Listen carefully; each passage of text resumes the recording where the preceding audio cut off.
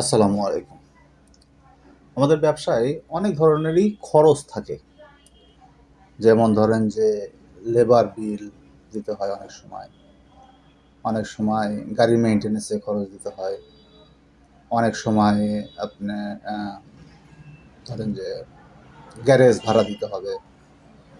এছাড়াও আরো অনেক ধরনেরই হিসাব থাকতে পারে।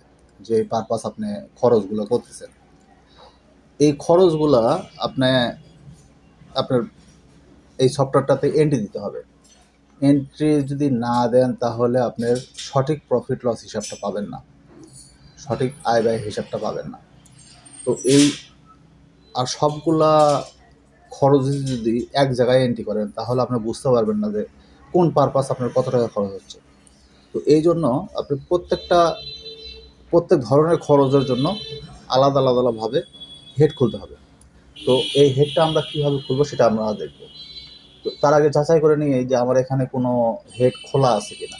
অফিসে গিয়ে দেখেন এক্সপেন্স এন্ট্রিতে গেলে দেখেন আমি এখানে আগে থেকেই অফিস এক্সপেন্স, ভ্যান গ্যারেজ এই দুটো এন্ট্রি করে রাখছি। তো আমার সাপোজ ধরেন যে আমার লেবার বিল দিতে হচ্ছে, কিছু আমার মাল ক্যারি করার জন্য কিছু লেবার বিল দিতে হচ্ছে।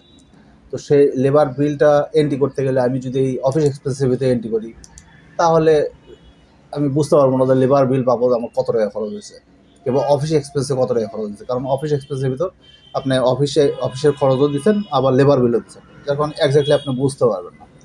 তো এই জন্য প্রত্যেকটা আলাদা আলাদা খরচের হিসাবের জন্য আলাদা আলাদাভাবে হেড খুলে তার বিপরীতে যদি আপনি সেটা এন্ট্রি দেন তাহলে আপনি যখন আয় ব্যয় হিসাব দেখবেন তখন আপনি বুঝতে পারবেন যে এই পারপাস আমার এত টাকা খরচ হয়েছে। সাপোজ ধরেন যে আমার এখানে যেহেতু অফিস এক্সপেন্স এবং ভ্যান গ্যারেজ আছে, লেবার বিল নামে একটা হেড খুলবো। সাপোজ মনে হয় যে আমার ব্যবসায় লেবার বিল আমি খরচ করতেছি, লেবার বিল হিসেবে আমার খরচ হচ্ছে। তো সেই নামে একটা হেড খুলবো। সেটা আমার খুলতে গেলে ক্রিয়েট থেকে ক্রিয়েট এক্সপেন্স হেডে গেলে এখানে দেখেন এক্সপেন্স হেড চাচ্ছে। তো আমি এখানে থেকে লেবার বিল নামে এক্সপেন্স হেডটা দিলাম। এখানে দিয়ে আমি ক্রিয়েট এক্সপেন্স হেডে ক্লিক করলে এটা তৈরি হয়ে যাবে।